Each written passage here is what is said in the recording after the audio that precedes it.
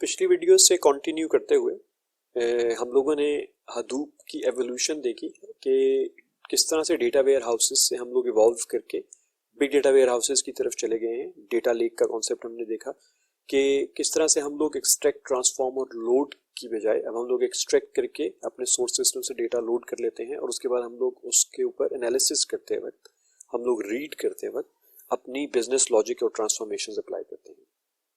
तो इसी कंटिन्यूएशन में अगर अब हम लोग एक्चुअली हडूप इकोसिस्टम को देखना शुरू करें तो हडूप इकोसिस्टम के अंदर भी ये सब काम करने के लिए, जो कि एक traditional data warehousing systems में होते थे, टूल्स होते थे, कंपोनेंट्स होते थे, उन सब चीज़ों को करने के लिए हडूप कोर हडूप के साथ बहुत सारे और टूल्स जुड़ चुके हुए हैं जिसको हम लोग हडूप इकोसिस्टम का नाम देते हैं।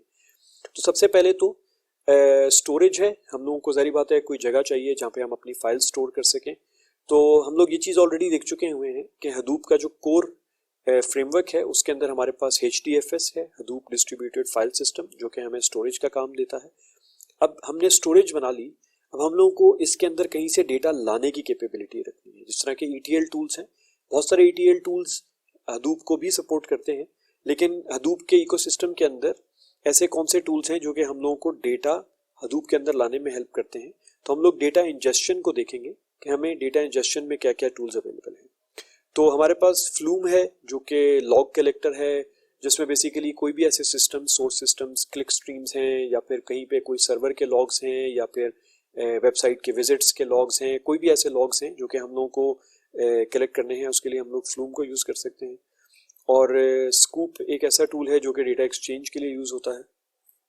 उसके अंदर हम लोग ये करते हैं कि जो भी आपके रिलेशनल डेटा सोर्सेज हैं उससे हम लोग स्कूप को यूज़ करते हुए डेटा को एक्सट्रैक्ट करके HDFS के ऊपर लेके आ सकते हैं, या HDFS के ऊपर जो डेटा अवेलेबल है उसको स्कूप को यूज़ करते हुए हम लोग रिलेशनल डेटाबेसेस के ऊपर लेके जा सकते हैं। तो स्कूप हमें अपने सोर्स डेटा सिस्टम्स के डेटा को लाने में भी हेल्प करता है और वहाँ पे जो स्ट्रक्चर है उसको भी माइग्रेट करने में हडूप के ऊपर हमें हेल्प करता है। तो हमारे पास डेटा इंजेक्शन के टूल्स आ गए हडूप इकोसिस्टम के अंदर। तो अब हमारे पास जो डेटा आ गया है उसको हम लोगों ने मैनेज करना है। हमने उसको अक्रॉस मल्टीपल नोड्स मैनेज करना है, तो हमें डिस्ट्रीब्यूटेड कंप्यूटेशन चाहिए। हम लोगों को रिसोर्सेज बहुत सारे जो हमारे पास अवेलेबल हैं डेटा के प्रोसेसिंग के, जो हम लोगों के प्रोग्राम्स हैं जो कि डेटा को प्रोसेस कर रहे हैं, उस सबको मैनेज करने के लिए रिसोर्स मैनेजर चाहिए। तो जैसा कि हम लोग देख चुके हुए हैं, इसको हम लोग हडूप इकोसिस्टम के अंदर यार्न या येट अनदर रिसोर्स नेगोशिएटर कहते हैं। रिसोर्स नेगोशिएटर जो है वो यार्न है और मैप रिड्यूस जो है वो हमारा डिस्ट्रीब्यूटेड कंप्यूटेशन फ्रेमवर्क है। तो ऑल टुगेदर इन दोनों को अगर हम लोग मिला के देखें तो हमारे पास ये डिस्ट्रीब्यूटेड प्रोसेसिंग फ्रेमवर्क है। ये ना सिर्फ हम लोगों को डिस्ट्रीब्यूट करके अपनी डेटा एनालिटिक्स की कंप्यूटेशन करने दे रहा है, बल्कि उनको मैनेज भी कर रहा है। इसके बाद हम लोगों के पास डेटा आ गया, हमने इसे स्टोर कर लिया, उसको प्रोसेसिंग करने की हमारे पास कैपेबिलिटी आ गई। अब हमारे पास कुछ ETL जैसे हमने देखा था, एक्सट्रैक्ट, ट्रांसफॉर्मर, लोड, या फिर हमारे पास कोई ऐसी स्क्रिप्टिंग कैपेबिलिटी होनी चाहिए जिससे हम लोग अपनी बिजनेस लॉजिक उस डेटा के ऊपर अप्लाई कर सकें। अभी तक तो हमारे पास रॉ डेटा है, हमने उसके ऊपर जो भी अपनी एनालिटिक्स अप्लाई करनी है उस लॉजिक को अप्लाई करने के लिए हमें कोई स्क्रिप्टिंग चाहिए। तो हमारे पास एक स्क्रिप्टिंग लैंग्वेज है जिसको पिग कहते हैं। पिग लाटिन इसकी स्क्रिप्टिंग लैंग्वेज का नाम है, और पिग जो है वो काफ़ी पॉपुलर टूल है स्क्रिप्ट्स डेवलप करने के लिए, जो कि बिजनेस लॉजिक डिप्लॉय करने में हेल्प करता है ऑन बिग डेटा जो कि HDFS के अंदर स्टोर्ड है। पिग लाटिन का जो भी प्रोग्राम लिखा जाता है वो लिखा पिग लाटिन में जाता है, लेकिन वो अल्टीमेटली ट्रांसलेट हो जाता है into a map reduce program, और वो फिर अंडरलाइंग हमारे HDFS के ऊपर उस तरह से ही चलता है जैसे कि एक नेटिव मैप रिड्यूस प्रोग्राम चलेगा। अब हमारे पास स्क्रिप्टिंग हो गई, बिजनेस लॉजिक अप्लाई हो गई, डेटा हमारे सिस्टम में आ चुका। अब हमें कोई डेटाबेस भी चाहिए जिसके अंदर हम उस डेटा को स्टोर कर सकें। तो क्योंकि बहुत सारे लोग जो कि एनालिटिक्स की दुनिया से ताल्लुक़ रखते हैं, हमने डेटा वेयर हाउसिंग की एवोल्यूशन भी देखी, तो वहाँ पे जो बहुत ही कॉमनली यूज्ड टूल्स हैं वो सब स्ट्रक्चर्ड क्वेरी लैंग्वेज को यूज़ करते हैं। Some sort of relational database management systems जो कि स्ट्रक्चर्ड क्वेरी लैंग्वेज को यूज़ करते हैं। तो हमारे पास हाइव के नाम से एक बहुत ही पॉपुलर टूल है हडूप के इकोसिस्टम में, जो कि हम लोगों को अपने रिलेशनल डेटाबेस मैनेजमेंट सिस्टम्स वाले कामों को रेप्लिकेट करने में हेल्प करता है ऑन अ हडूप इकोसिस्टम। इसकी एक अपनी SQL क्वेरी, या इसको HQL भी कहते हैं, हाइव क्वेरी लैंग्वेज, जो कि बहुत हद तक वही सारे काम करती है जो कि आपकी टिपिकल स्टैंडर्ड SQL लैंग्वेज करती है आपके रिलेशनल डेटाबेस मैनेजमेंट सिस्टम्स के ऊपर। तो बेसिकली हमारे पास हाइव आने के बाद जो कैपेबिलिटी आ जाती है वो ये आ जाती है कि अगर हम लोग अपने स्कूप के डेटा एक्सचेंज को यूज़ करें तो हम लोग स्कूप को यूज़ करते हुए अपने किसी रिलेशनल डेटाबेस मैनेजमेंट सिस्टम के टेबल्स को एज इट इज़ स्ट्रक्चर और डेटा दोनों को रेप्लिकेट करवा सकते हैं on Hadoop big data ecosystem, और उसके ऊपर फिर हम लोग क्वेरीज रन कर सकते हैं। अगेन लाइक पिग लार्टिन, आप जब हाइव क्यूएल की या हाइव क्वेरी लैंग्वेज में कोई क्वेरी लिखेंगे तो वो आपको एक सीक्वल लाइक इंटरफेस में आपको डेटा क्वेरी करने देगा, लेकिन जब वो एग्जीक्यूट होगा तो वो भी मैप रिड्यूस की जॉब बन के और हडूप के ऊपर एग्जीक्यूट होगा। अब हमारे पास डेटाबेस भी आ गया, तो इसके बाद हमें क्या चाहिए, हमें कोई वर्क फ्लो मैनेजमेंट भी चाहिए। हम लोगों के पास बहुत सारे स्क्रिप्ट्स हैं जो कि एक सीक्वेंस में चलने चाहिए। जब एक चल चुका हो और उसने कोई डेटाबेस पॉपुलेट कर लिया हो तो फिर अगला स्क्रिप्ट कॉल हो। ये एक काफ़ी कॉमन सी चीज़ है। इसको शेल स्क्रिप्टिंग यूज़ करके भी चीज़ों को शेड्यूल किया जाता है, या स्पेशलाइज्ड टूल्स होते हैं under old school relational database warehousing और इकोसिस्टम के अंदर। तो उसी का इक्विवेलेंट हमारे पास यहाँ पे एक वर्कफ्लो मैनेजमेंट टूल है जिसको ऊजी कहते हैं। इसके अंदर हम लोग डिपेंडेंसीज बिल्ड कर सकते हैं कि जब ये काम हो चुका हो तो तब अगले स्क्रिप्ट को एग्जीक्यूट किया जाए। तो ऊजी के अंदर हम लोग पिग लार्टिन के स्क्रिप्ट भी शेड्यूल करवा सकते हैं। हम लोग हाइव की क्वेरीज शेड्यूल करवा सकते हैं जो कि हमारी एक डेटा पाइपलाइन को प्रोसेस करने में हेल्प करेगी। तो हमारे पास वर्कफ्लो मैनेजमेंट भी आ गई। अब इसके बाद क्या चाहिए हम लोग को, तो एक बहुत ही इंपॉर्टेंट टूल कोऑर्डिनेशन का।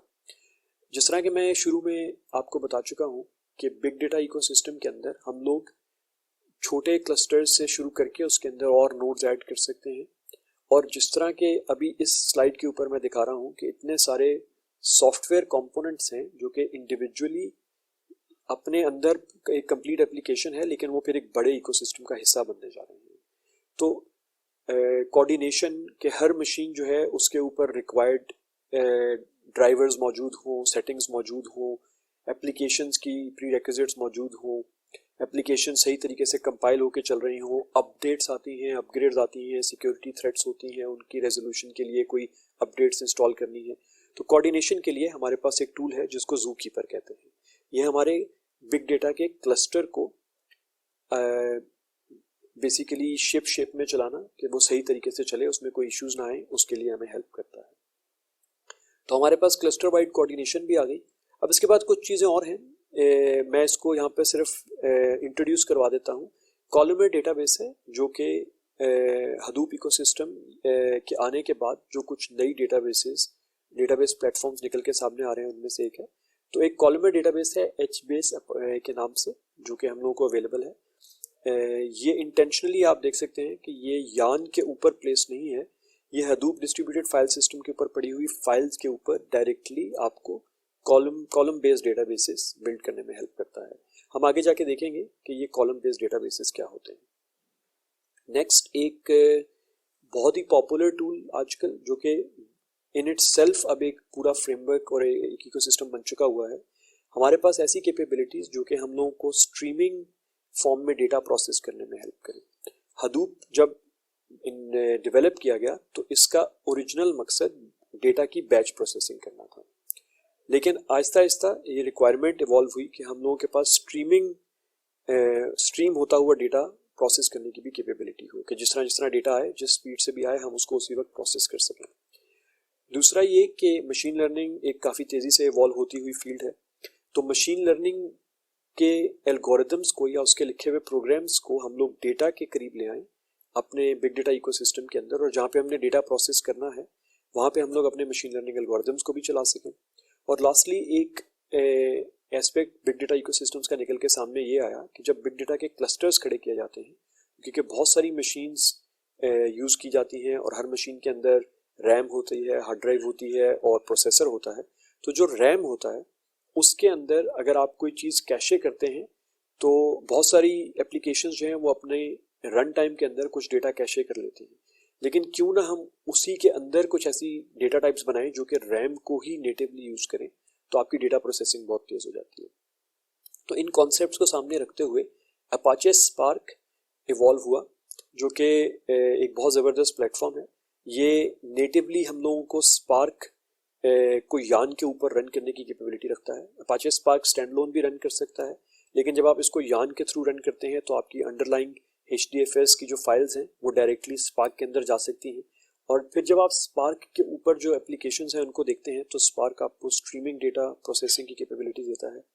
स्पार्क SQL है जो कि आपको स्ट्रक्चर्ड क्वेरी लैंग्वेज का एब्स्ट्रैक्शन दे देता है। मशीन लर्निंग लाइब्रेरीज हैं और ग्राफ डेटाबेसेस हैं। हम लोग ग्राफ डेटाबेसेस को भी आगे जाके देखेंगे। लेकिन स्पार्क की इन इट सेल्फ कैपेबिलिटी ये है कि वो डेटा HDFS से उठा के आपके सिस्टम के ऊपर जो रैम है उसके अंदर एक डेटा टाइप क्रिएट करता है, जिसको RDDs भी कहते हैं, और उनकी ज़्यादा एब्स्ट्रैक्टेड फॉर्म जो आजकल पॉपुलर है वो डेटा फ्रेम्स हैं। और फिर आप उनके ऊपर अपना सारा प्रोसेस करते हैं, डेटा प्रोसेसिंग का काम करते हैं, तो आपकी डेटा प्रोसेसिंग बहुत तेज़ हो जाती है। तो लास्टली इस इतने बड़े जंगल ऑफ इकोसिस्टम को ऑब्वियसली आप इंडिविजुअली अलग अलग जाके तो मैनेज नहीं करेंगे, तो what we need is some sort of a management console. और क्या ही अच्छा हो अगर वो वेब ब्राउजर में बेस्ड हो। तो हमारे पास एक web browser based management console है जिसको हम बारी कहते हैं, जहाँ से हम लोग अपने बिग डेटा इकोसिस्टम या अपने हडूप इकोसिस्टम की हर एक्टिविटी कर सकते हैं। हम लोग नोड्स प्रोविजन कर सकते हैं, एप्लीकेशंस प्रोविजन कर सकते हैं, वहाँ से मैनेजमेंट के काम कर सकते हैं, यूजर्स क्रिएट करना, यूजर्स को एक्सेस राइट्स देना, अपनी मॉनिटरिंग कर सकते हैं अपने क्लस्टर की, एप्लीकेशंस की, और भी इसके अलावा उसके अंदर बहुत सारे काम किए जा सकते हैं। और अंबारी इटसेल्फ एक प्लगेबल एप्लीकेशन है, तो उसको एक्सटेंड भी किया जा सकता है कि जैसे जैसे आपकी एप्लीकेशन इकोसिस्टम के अंदर और आनी शुरू होती हैं, उनकी मॉनिटरिंग या उनकी मैनेजमेंट और उनकी प्रोविजनिंग भी अंबारी के अंदर इंटीग्रेट की जा सकती है। तो एक रादर सिंपलिस्टिक लेकिन एक हडूप इकोसिस्टम का ओवरव्यू है ये। इसके बाद मैं एक इंटरेस्टिंग चीज़ ये दिखाना चाहता हूँ कि हडूप ओवर टाइम इटसेल्फ एक रेवोल्यूशन का हिस्सा था, जो कि अब थोड़ी पुरानी चीज़ हो चुकी है। और हमारे पास ये जो मेरे पास स्लाइड के ऊपर एक बहुत ही जंगल ऑफ एप्लीकेशंस है, ये डिवाइडेड है इनटू डिफरेंट कैटेगरीज। तो this is an interesting insight into कि किस तरह से ये सब कुछ इवॉल्व हो रहा है। इसको जरा करीब से देखते हैं तो आप देख सकते हैं कि इंफ्रास्ट्रक्चर के अंदर बहुत सारी हमारे पास कैपेबिलिटीज़ हैं। डेटाबेसेस नए इवॉल्व होकर आ रहे हैं, डेटा इंटीग्रेशन के टूल्स हैं, डेटा गवर्नेंस के टूल्स हैं। तो ये वो सारी चीज़ें हैं जो कि बेसिकली हडूप इकोसिस्टम के या फिर आप बिग डेटा इकोसिस्टम के अराउंड इवॉल्व हो रही हैं। इसके अंदर हमारे पास एनालिटिक्स और मशीन लर्निंग और आर्टिफिशियल इंटेलिजेंस और मशीन लर्निंग, इस तरह की बहुत सारी चीज़ें हैं। एंटरप्राइज एप्लीकेशंस हैं जो कि स्पेसिफिकली बिग डेटा को फोकस करके डेवलप हो रही हैं। उसके बाद हमारे पास बहुत सारी डिफरेंट टाइप की डेटा सोर्सेज हैं।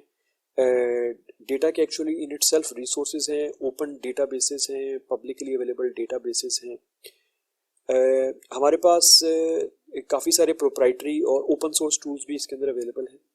तो ये स्लाइड एक काफ़ी इंटरेस्टिंग इमेज पेश कर रही है।